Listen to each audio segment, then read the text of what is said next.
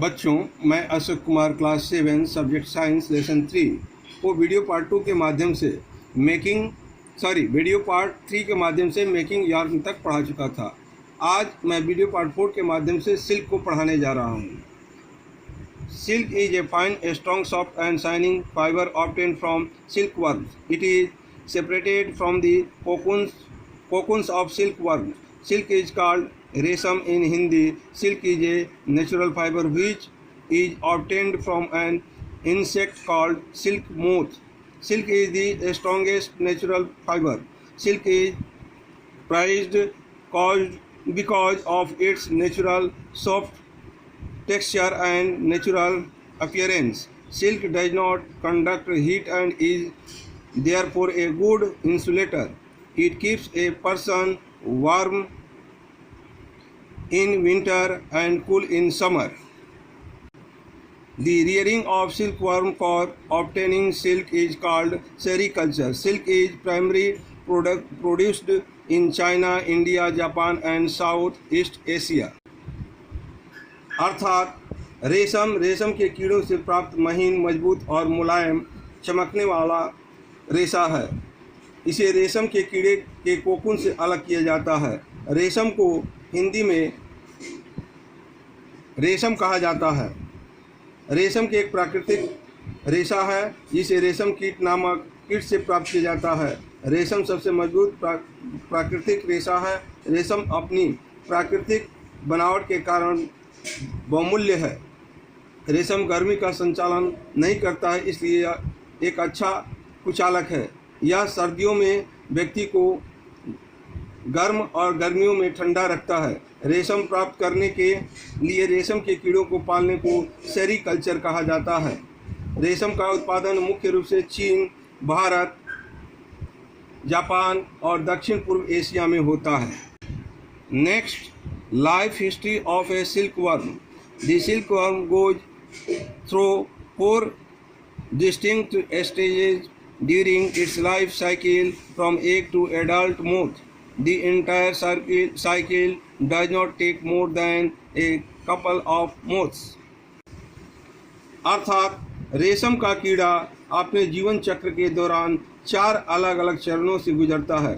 अंडे से वयस्क पतंगे तक संपूर्ण चक्र 1-2 महीने से अधिक नहीं होता।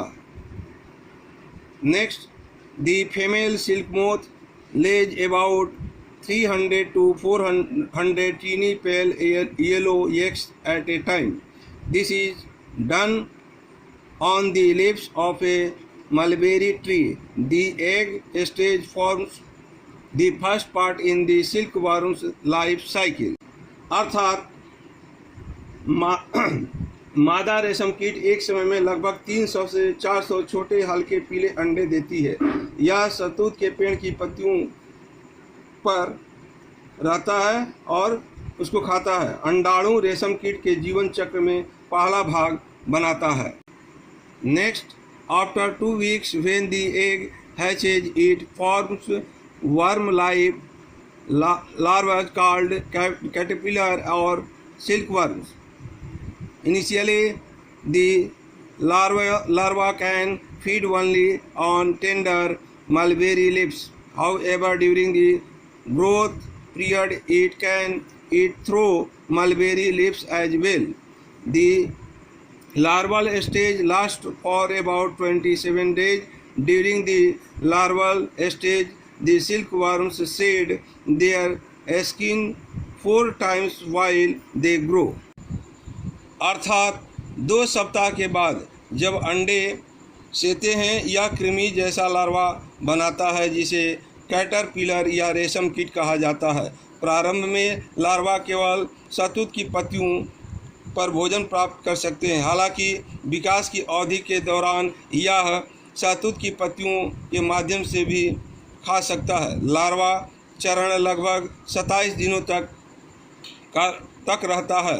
लार्वा चरण के दौरान रेशम के कीड़े अपनी त्वचा को 4 गुना करते हैं जबकि वे विकसित होते हैं।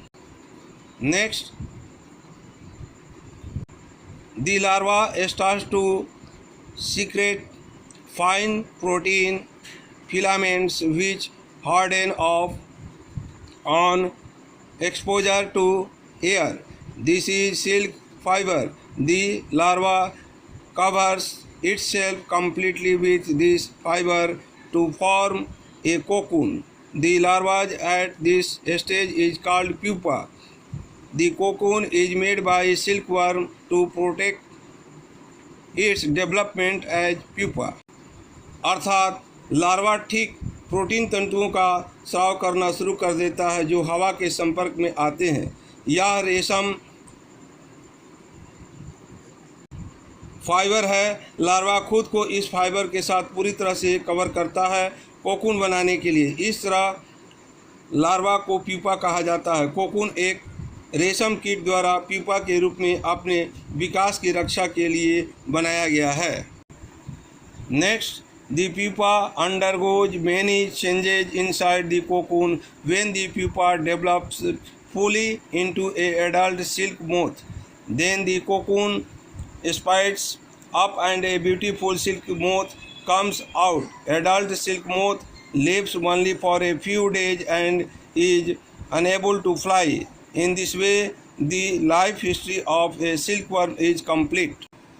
अर्थात प्यूपा कोकून के अंदर कई बदलावों से गुजरता है।